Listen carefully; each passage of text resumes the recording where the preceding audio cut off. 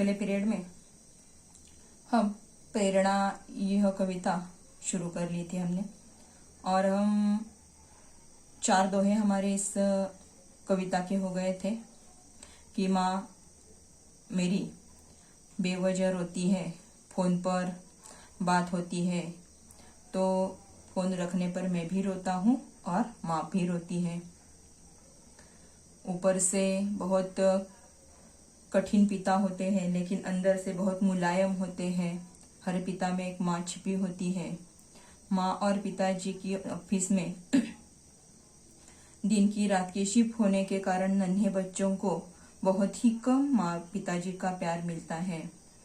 और आगे हम आए थे कि उगते सूरज को और डूबते सूरज को कम नहीं समझना चाहिए। कोई तरक्की करता है या किसी की अधोगति होती है तो उसे कम नहीं देखना चाहिए, एक ही नजर से देखना चाहिए, क्योंकि डूबना उगना हार और जीत यह एक नजर का धोखा होता है।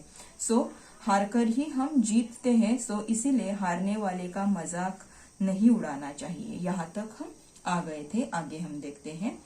चलते चलते जो कभी गिर जाओ, खुद को संभालो और फिर से चलो, चोट खाकर ही सीख मिलती है। कवि त्रिपुरारी जी कहते हैं कि चलते चलते जो गिर जाते हैं उन्हें रोना नहीं चाहिए, रुकना नहीं चाहिए। गिर पड़े हैं सो हमें अभी आगे नहीं बढ़ना है, रुकना है, ऐसा नहीं मानना चाहिए, ऐसा नहीं करना चाहिए। तो गिर कर खुद को संभाल कर खुद को उठना चाहिए और फिर आगे आगे बढ़ते रहना चाहिए। जो रास्ते में गिरते हैं, हमारे जीवन रूपी रास्ते में कुछ संकट आते हैं और संकट में हम गिर पड़ते हैं, तो गिर कर फिर हमें उठना चाहिए और आगे बढ़ते रहना चाहिए, क्योंकि असफलता में ही सफलता छिपी होती है। चोट खाकर ही हमें सीख मिलती है, सीख यानी कि शिक्षा। सो यह सीख हमें याद रखनी चाहिए और हमें हमेशा आगे आगे बढ़ते रहना चाहिए। चाहे कितना भी घनघोर अंधेरा छाया, आस रखना कि किसी रोज उजाला होगा। रात की कोख ही से सुबह जन्म लेती है। शब्द लिख कर लीजिए, हाँ, जो कठिन है। कोख यहाँ पर लीजिए, कोख यानी कि गर्भाशय, कोख यानी कि गर्भाशय या हमारा उदर, ऐसा ले लीजिए, कुछ भी चलेगा, उदर भी और गर्भाशय भी। चाहे कितना भी घनघोर अंधेरा हो, यानी कि हमारे जीवन में बहुत सारी विपत्तियां हो, बहुत बड़े संकट हो। अंधेरा यानी कि यहाँ पर संकट, भले ही हमारे जीवन में कितना ही बड़ा अंधेरा क्यों न छाया हो, कितनी बड़ी विपत्ति क्यों न आए, लेकिन हमें हमेशा ध्यान में रखना चाहिए कि यह स्थिति हमारी हमेशा नहीं रहेगी। यह स्थिति हमारी हमेशा नहीं रहेगी। किसी न किसी दिन यह अंधेरा दूर होकर हमारे जीवन में उजाला अवश्य होगा। हरेक रात के बाद ही सुबह होती है, सो सुबह होने के लिए रात का होना भी जरूरी है। हरेक रात के बाद ही सुबह होती है, सो ऐसे विपत्तियों से हमें डरना नहीं चाहिए, क्योंकि यही विपत्तियों का सामना करके, इन्हीं संकटों का सामना करके हमारे जीवन में निश्चित रूप से अच्छे दिन आ जाएंगे। कर्ज लेकर उम्र में लम्हों से, कर्ज लेकर उम्र में लम्हों से बो दिए मैंने बीज हसरत के, पास थी कुछ जमी ख्यालों की। कर्ज यानी कि कर्ज, कर्ज यानी कि कर्ज, हम जो कर्जा लेते हैं बैंक से और किसी से, कहां से। उम्र हमारी उम्र, लम्हा यानी कि यहाँ पर क्षण, पल। बो दिए मैंने बीज हसरत के, यहाँ पर हसरत के बीज हमारे विचारों के, हमारे ख्यालों के, हमारे इच्छाओं के। यहाँ पर हसरत यानी विचार भी ले सकते हो, हसरत यानी कि हमारी इच्छा चाह भी ले सकते हो। पास भी थी कुछ जमी ख्यालों की, हमारे विचारों की। यहाँ पर कवि कहते हैं कि हमारे अरमान और हमारी आकांक्षाओं को पूरा करने के लिए हमारे इच्छाओं को, हमारे अरमानों को, हमारे आकांक्षाओं को पूरा करने के लिए कोई निश्चित उम्र नहीं होती कि छोटे 10 साल के हो आप तभी आपको उन्नति करनी है, ऐसा नहीं होता। आप 20 साल के हो तभी उन्नति करनी है, ऐसा नहीं होगा। या आप 50 साल के हो तब आपको उन्नति करनी होगी, ऐसा बिल्कुल कुछ नहीं होता। तो हमें हमेशा अपनी इच्छा आकांक्षाएं पूरी करने का प्रयास करते रहना चाहिए। ऐसा करने से एक न एक दिन हमारी इच्छाएं अवश्य पूरी हो जाती है। मन में कुछ अरमान हमने अगर संजोए हैं, रखे हैं, निश्चित कर लिए हैं, देखे हैं, तो कल्पना में उतारने के लिए हमें हमेशा प्रयास करते रहने चाहिए। प्रयास यानी कि प्रयत्न, तभी हमें सफलता मिल जाएगी। ये न सोचो कि जरा दूर दिखाई देगा, एक ही दीप में आगाज ए सफर कर लेना, रोशनी होगी जहां पर भी कदम रखोगे। आगाज ए सफर लिख कर लो। आगाज ए सफर यानी कि यात्रा का आरंभ या यात्रा की शुरुआत।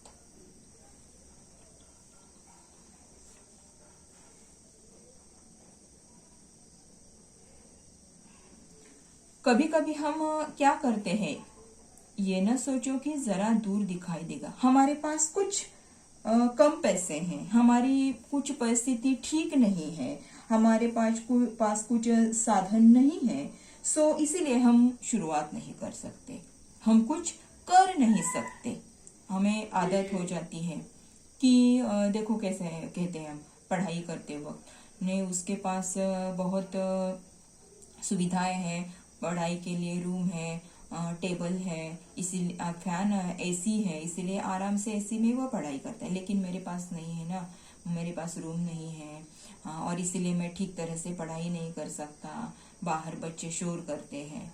ये सिर्फ कहने की बातें हैं। अगर हम इन्हें मन में ठान ली कि मैं कुछ अवश्य करूंगा, जरूर हम करेंगे। लेकिन हमारे मन में अगर किसी भी बात पर कुछ है कि मैं ये नहीं कर सकता, मेरे पास ये नहीं, अरे तुम शुरुआत तो करो, तभी आगे बढ़ोगे। इसीलिए हमारे पास कुछ नहीं है, मैं ये नहीं कर सकता क्योंकि मेरे पास वो नहीं है, ऐसे विचार हमारे दिल से बाहर निकलने चाहिए।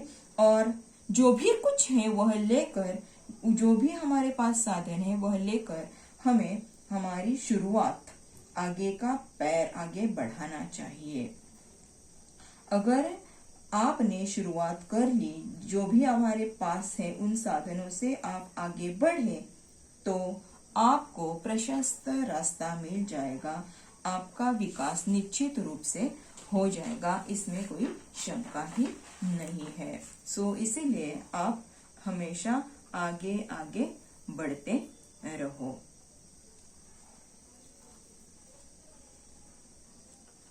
अपनी आंखों में जब भी देखा है, एक बच्चा सा खुद को पाया है, कौन कहता है उम्र बढ़ती है। कवि यहाँ पर कहते हैं कि वे भले ही वयस्क हो गए हैं, वयस्क का मतलब मातारे, वयस्क हो गए हैं, बूढ़े हो गए हैं, लेकिन उनका कहना है कि आज भी उनके मन में, उनके दिल में, उनके अंदर बचपना है। आज भी उनके दिल में, उनके मन में बचपना है। आज भी वे छोटे हैं, आज भी वह महसूस करते हैं कि उनकी उम्र में बचपन उनके साथ है। लोगों का यह कहना है कि आदमी जैसे जैसे बड़ा हो जाता है उसकी उम्र बढ़ती है, लेकिन कवि कहते हैं कि जैसे जैसे वे बड़े होते गए हैं लेकिन आज भी उनके दिल में बचपना है, बच्चों जैसा वे अपने आप को देखते हैं। जब आदमी बूढ़ा होता है तो देखो छोटे बच्चों जैसा व्यवहार करता है। हम कहते हैं क्या ये क्या तुम क्या छोटे हो। सो बढ़ती उम्र के साथ साथ आदमी में थोड़ा सा बचपना भी आ जाता है कि जो कवि ने देखा है, महसूस कर लिया है। आंसू खुशियां एक ही शय है, नाम अलग है इनके। आंसू खुशियां एक ही शय है, नाम है अलग इनके। पेड़ में जैसे बीज छुपा है, बीज में पेड़ है जैसे। एक में जिसने दूजा देखा, वह ही सच्चा ज्ञानी। क्षय यहाँ पर यानी कि कोई बात, कोई चीज, कोई वस्तु। आंसू और खुशियां, यहाँ पर आंसू यानी कि दुख, खुशियां यानी कि आनंद।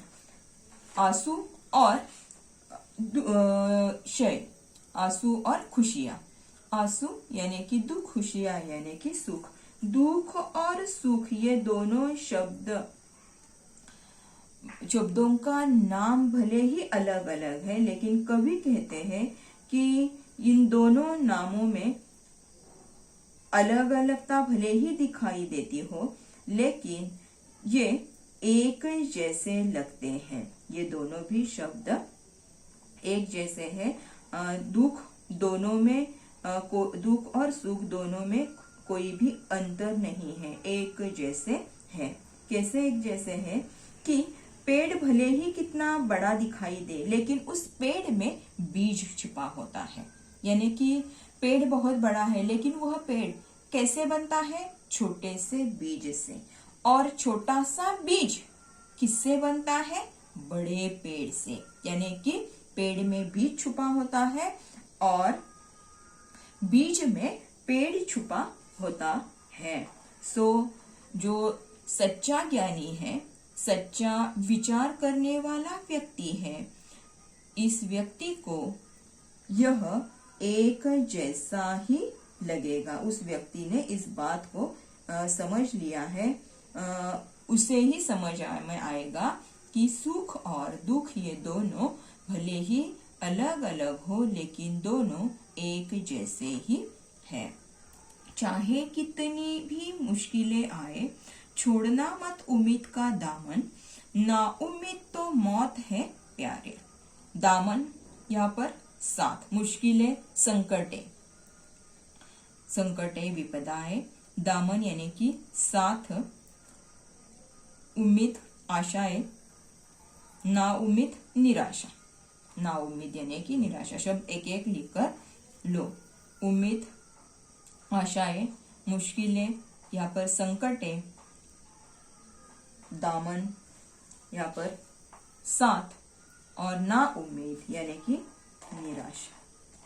कवि यहाँ पर कहते हैं चाहे कितनी भी मुश्किलें, कितनी भी संकटें आपके जीवन में आए, कैसी भी परिस्थिति आपके जीवन में आए, लेकिन आपको निराश नहीं होना चाहिए। हर हालत में भले ही कितनी मुश्किल घड़ी हो, लेकिन ऐसे मुश्किल घड़ी में हमें हमेशा उम्मीद रखनी चाहिए। कवि का कहना है कि उम्मीद के सहारे ही आदमी अपना जीवन जीता रहता है। सो जो व्यक्ति नाउम्मीद हो जाता है, वह जीते हुए भी मृत के समान है। मौत है प्यारे, मृत समान है। सो हर एक मनुष्य को अपना जीवन अच्छाई से, नेकी से, आनंद से जीना चाहिए। इसलिए जीवन में हमें कभी भी उम्मीद का साथ नहीं छोड़ना चाहिए। यह सीख कवि देते हैं। कवि त्रिपुरारी जी की यह प्रेरणा कविता यहाँ पर समाप्त हो गई है। सो आपको मैं होमवर्क दे रही हूँ कि यहाँ पर है, देखो, सूचना के अनुसार कृतियां कीजिए कारण लिखिए। माँ मेरी आवाज सुनकर रोती है। इसका कारण लिखने का है आपको। यह प्रश्न लिखने का है, दूसरा तीसरा ये भी लिखने का है। देखिए यहाँ पर लिखिए, यहाँ पर परिणति है। परिणति यानी कि परिणाम, चोट खाने का परिणाम क्या होता है वह लिखने का। 1 2 3 ये भी ठीक तरह से लिखने का। ममत्व का भाव प्रकट करने वाली कोई भी एक त्रिवेणी ढूंढकर उसका अर्थ लिखिए। ठीक है, ये लिखा तो भी अच्छा है, न लिखा तो भी अच्छा है। यहाँ पर इन निम्नलिखित पंक्तियों में से प्रतीकात्मकता पंक्ति छाटकर उसमें स्पष्ट लिखिए। ये लिखना है तो लिखो, नहीं तो हम बाद में समझ जाएंगे। और ये तो अभिव्यक्ति लिखना है आपको ना, अभिव्यक्ति। यह प्रश्न आते हैं 101 और 2, ये दोनों भी अभिव्यक्तियां लिखनी है। अभिव्यक्ति लिखते समय सकारात्मक नकारात्मक दोनों तरह से आप लिख सकते हैं। पालना घर की आवश्यकता पर अपने विचार लिखिए। क्या आवश्यकता है, नहीं, ठीक तरह से यह लिखिए। यहाँ तक यह सब होमवर्क आपको करना है। और इसके लिए 200 पन्नों का नोटबुक आपको लगाना है हिंदी विषय के लिए। कठिन शब्द जो मैंने लिख कर दे दी है वे उस नोटबुक में होने चाहिए। और ये सब कुछ जो स्वाध्याय है वो आप को नोटबुक में लिखना है। यहाँ पर पिता कैसे है, यहाँ पर ये 2 लिखे तो भी चलेगा, अच्छा है। ये मैंने प्रश्न ऐड निकाले थे। नन्हे बच्चों को इनका प्यार टुकड़ों में मिलता है, कि इनका ये भी दोनों लिखने का है, लिखे तो अच्छा है। और कहीं आपको यहाँ पर संजाल मिले या प्रश्न मिले तो निकाले तो भी बहुत अच्छा है। तो आज के लिए हम रुकते हैं। Thank you.